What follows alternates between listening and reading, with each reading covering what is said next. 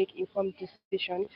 Trade school is very important because not just going to universities, polytechnics, to go to a trade school, they learn skills. Others believe that teachers, trainers, and educators also have an essential role to play in shaping the youths to actively engage in the communities and societies. So the teachers, the trainers have to take it seriously by training, making sure that the students, benefit. Yeah, well, their role is continue to reach out to to the kids, because a lot of times when you talk to someone about a skill, you have to demonstrate to them, and constantly, even after the training, you still go and do a checkup. Some Nigerian youth say the future development of any nation lies on the firm shoulders of the skilled youth. Therefore, empowerment of the youth is necessary for self-development. My sister encouraged me and said, okay, Bimi, why don't you come and learn cake? I said, okay, let me come over. And before I knew what was happening, I learned for that period. I was able to bake myself. I was able to do some other things which I was not able to do before. Skill acquisition is very important. Like in this country, you have to have a skill. It's not that you shouldn't go to school and have your certificate. Yes, you have that, but you should also have a skill acquisition, like a skill you acquired, so you can also like use that as a part-time job. World Youth Day is marked on July 15th every year with the aim of creating awareness about the importance of equipping young people with skills for employability, entrepreneurship, and self-employment. And now to the major stories that made headlines during the week. Lagos State government rolled out the drums to recognize and celebrate public servants with long service input into the development of the state. Musa Cholet reports that the Long Service Merit Award event is part of the week-long activities lined up to commemorate the 2023 Public Service Week in Lagos. Their joy was indescribable as they stood to be counted among the state's workforce who have contributed immensely to the economic well-being of Lagos. Of loyal and dedicated service. The Commissioner of Police Special Fraud Unit, Lagos State, Margaret Achala. Their joy was indescribable as they stood to be counted among the state's workforce who have contributed immensely to the economic well-being of Lagos. Of loyal and dedicated service. The Commissioner of Police Special Fraud Unit, Lagos. The Commissioner of Police Special Fraud Unit, Lagos State, Margaret Achala, has advised Lagosians to be law-abiding to achieve the Lagos State Millennium Development Goal. Wabo Fowoye has details. The Commissioner of Police Special Fraud Unit, Lagos State, Margaret Achala, in a special message during assumption of duty, said Police Special Fraud Unit is a section of the Force Criminal Investigation Department, FCID, where serious and complex cases are treated. The Commissioner warned Internet, among other fraudsters, to repent or face severe legal punishment as the Police Special Fraud Unit Lagos State has re-strategized against them. TP Margaret Achala assured of her readiness to assist fraud victims obtain justice and recover their losses. She enjoined the collaborative effort of the unit's stakeholders to ensure adequate policing of Lagos State. The new Commissioner of Police in charge of the Police Special Fraud Unit Lagos. I intend to synergize closely with the unit stakeholders such as fintechs, telcos, Deposit Money Bank,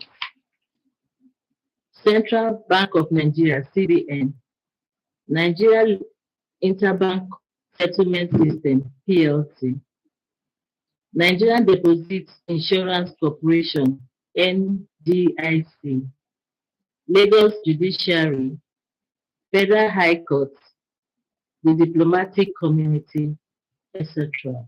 CP Achala, who has wealth of experience of the profession, said she will strengthen the Police Special Fraud Unit Lagos State with training and retraining of officers, among others. In Lagos, Wabo Fowoye, NTA News. You're still watching Saturday Review on NTA Lagos Channel 10. More to come after this time out. To join us again. Jackpot of the week. Place bets and hit the jackpot. Jackpot draw. Feel like a winner with OneXBet. Use promo code to get a bonus on your first deposit.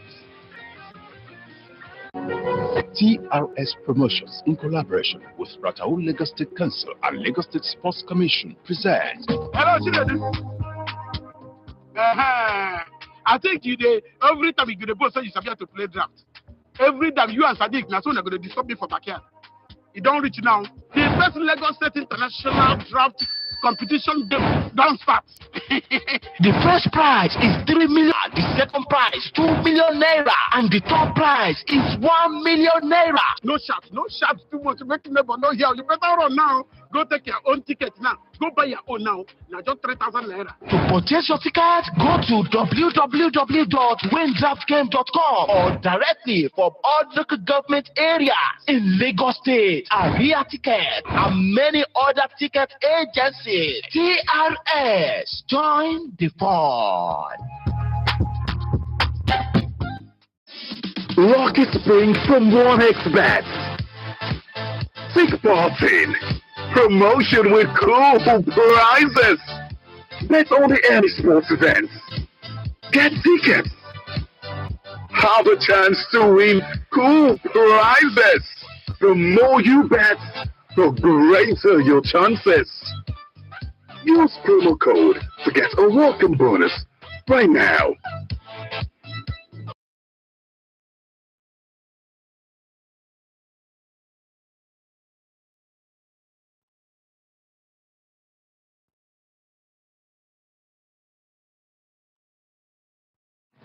You're welcome back. Tonight on Saturday Review, we shall be looking at Nigeria's taxation and revenue generation system. And joining us to shed more, accountant and tax practitioner. You're welcome, sir. Thank you so much for having me. All right. Before we begin the conversation proper, let's have this background report on Nigeria's taxation and revenue generation system by Wambufo. Nigeria operates a decentralized tax system in which the different levels of government are responsible for the taxes within their jurisdiction. They also employ the progressive tax system where an individual with a higher income pays higher. The Nigerian tax system to take care of necessary levels of public spending in the most efficient and equitable way. Tax and revenue generation is to enable government to raise enough money to finance essential expenditure without spending on excessive public sector borrowing. Expectation is that the tax system will encourage economic activities and correct market failures and imperfections in the country. Challenges in tax and revenue generation in the three tiers of government led to President Bola Ahmed Tinubu's setting up of the Committee on Tax Reform and Revenue Generation, headed by Taiwo Oyedele, with the aim of increasing tax GDP ratio to 18% from 10.9% by 2026. The committee is geared towards enhancing revenue collection efficiency, as well as ensure transparent reporting and promoting the effective utilization of tax and other revenues so as to boost citizens' tax morale and also foster a healthy tax culture, driving voluntary compliance. Our guest in the news review segment will be speaking on challenges and effective taxation, as well as revenue generation in the country.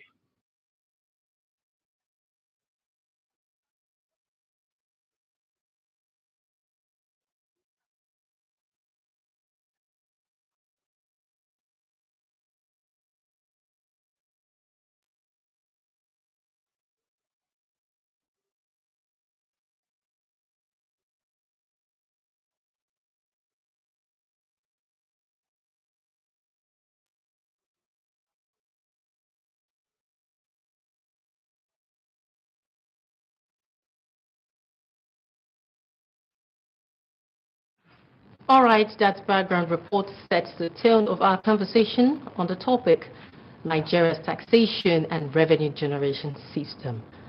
Mr. Sampson, many are of the belief that the The country's taxation and revenue generation system discourages foreign and local investors. What are some of the major challenges bedeviling the system? That's a very interesting question because this is just the right time to discuss that. We have a lot of challenges. Being a Nigerian, I would love not to say it discourages foreign investors, but where I come as a foreign investor, I'll be worried about so many, but chiefly I would say the poor coordination among the revenue generation authorities. Their coordination is faulty. If you look back at leading up to 2015, the LNG, Nigerian liquefied natural gas, had a legal matter with NIMASA, which led NIMASA to cause a blockade of a whole shipment of liquefied gas from Nigeria, which led to a lot of revenue losses. That's just a demonstration of one of such issues. If you're a foreign investor, that triggers you from, do I play in that market or I do not? Now you look at it as well from a point of refund mechanisms in the Nigerian tax space. Usually the tax authorities will tell you that, oh, where you claim a refund. But maybe leading up to today, someone has actually made that money back as a refund. Usually you pay, but when it gets to that point of getting the money back as a refund, they tell you that, oh, we'll give you a tax credit. And that affects your liquidity for operations. Now you talk about multiplicity of taxes. You have a lot of revenue generation agencies.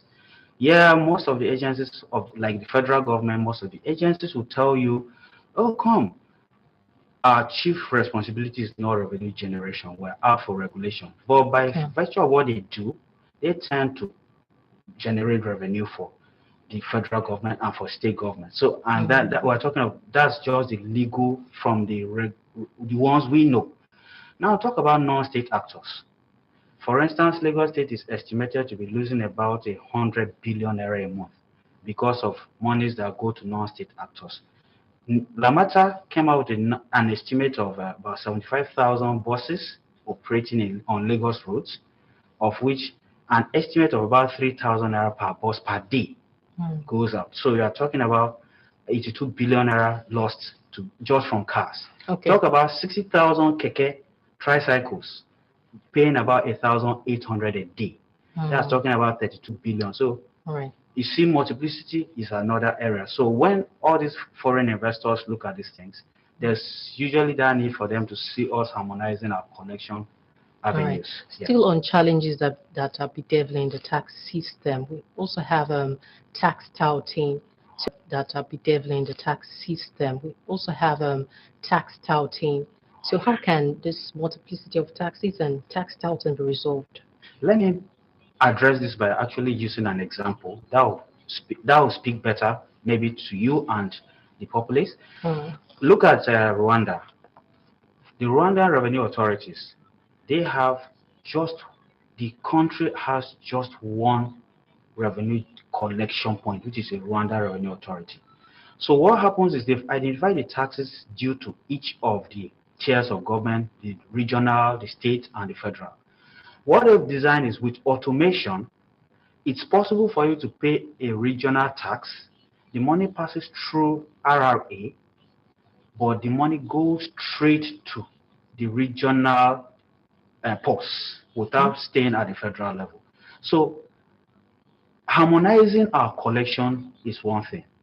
If we say, okay, all state taxes go to the state revenue authority, all local government taxes go to the local government authority, all federal taxes go. So within this, you don't have multiple agencies coming in, and then the non-state actors are identified properly and then tackled. That will close out the touting. All right. Now, considering the high dependence on oil revenue by the government, do you think that tax reform will be workable, and how can this solve Nigeria's economic challenges? It's very workable.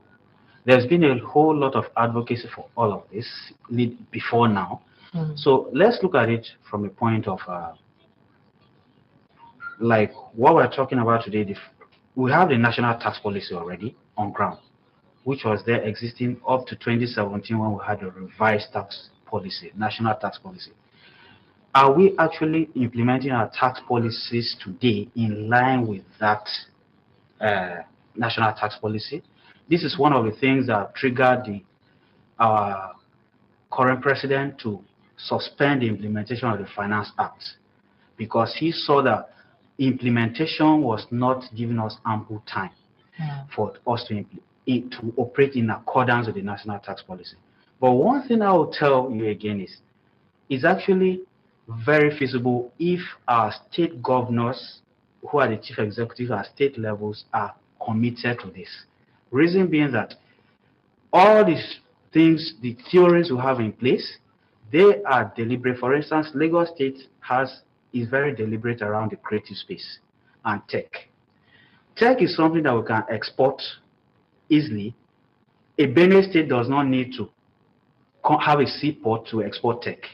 A Benue State can actually ride on the existing reforms, create a tech hub, create a creative hub, which the players there can actually export. So we've given the opportunities are there, is for the executives to actually look at them and utilize them to the benefit of their communities. We'll be fine. Okay. In view of the people's trust and confidence in the government, how do you think a healthy tax regime can be achieved? This is just one of the ways to improve having this conversation. I always put it to the media that the organized media should not leave room for WhatsApp media, because we have what I call the WhatsApp media. People who do not understand some of these concepts but quickly type on WhatsApp and start spreading falsehood. One thing with tax compliance is people need to have confidence in what you're doing. People need to see you utilize the money. Today we've taken the subsidy away from petroleum products. Now people need to see the savings we've gained from this kind of policy being put to use. For instance, the National Infrastructure Credit Scheme, where people were actually using their tax, investing in building roads and other national infrastructure to gain tax credit. It's now the job of the organized media, trusted media, to tell the public, the general public, what this is all about. By the time people see these things being put to use, we are crying about subsidy today. People are crying largely because they are yet to see the benefit of your savings being translated to something tangible. Translate a month's savings from subsidy today and utilize maybe to build a critical asset that people can see, or implement some social empowerment scheme, people that can see it working. You charge people for education tax, right? Every company pays education tax, which has been increased from 2.5% to 3%. But our schools are still not having the right infrastructure. Lecturers are still going on strikes. So once they see their tax being translated to schools having the right laboratories, lecturers being paid properly, everything being upgraded, naturally people will tend to gravitate towards your policies. Compliance will go up and people will come voluntarily to register and pay their taxes. Thank you so much. Thank you so much for coming on Saturday Review, and I think we're going to have more time to discuss more on this. All right, we have us speaking with a chartered accountant and tax practitioner, Samson Awopula. Thank you once again for coming. Let's now join Peter Oibo on Sports Update. Ahead of the kickoff of the 2023 FIFA Women's World Cup in Australia, football enthusiasts bear their minds on whether the team will be able to surpass their 1999 quarter-final record following the war of words between the Falcons coach Randy Waldrum and the NFF over money issues as they face Canada in their opening game on July 21st. Those guys there, they are like our ambassadors. They represent us there. Whatever they give there, represent us. If they give a good performance, that means our country is great. So we all know during JJ Okocha, when they made name, what happened? Our country was on top of the roof. Nowadays, see where they are. They will really do best if they can support these girls, you understand? Because when they support these girls will really make us proud because they have the ability, they have everything, you understand? When we have Ajibade, Aziza Toshola, what they call this one, Desire in the front, we are going to do marvelous well. Nigeria, alongside Canada, Australia, Republic of Ireland, are in Group B of the FIFA World Cup. At the ongoing Nigeria Super 8, Remo Stars and Sporting Lagos are through to the final of the financially rewarding preseason football tournament at the Mobolaji Johnson Arena in Lagos. Remo Stars the Lobby Stars of Makurdi 2-1 at the semi-final on Friday, while Sporting Lagos also made it through to the final after a 2-1 victory against Aqua United. The final will take place in Lagos on Sunday at 5 o'clock in the evening. And finally, to tennis, Novak Djokovic and Carlos Alcaraz are set for the Wimbledon 2023 final as both stars won their semi-final games on Friday. Second seed Novak Djokovic beat Italian Gianni Sinner 6-3, 6-4, 7-6, 7-4 to reach the final stage, while Spanish top seed Carlos Alcaraz also won 6-3, 6-3, 6-3 against Daniel Medvedev. Alcaraz and Djokovic will fight for supremacy at the Wimbledon men's final on Sunday. With sports updates, Peter Oibo, NTA News. And that concludes Saturday Review on NTA Lagos Channel 10. Many thanks for your time. I am S.A. Omaka. Do have a pleasant weekend.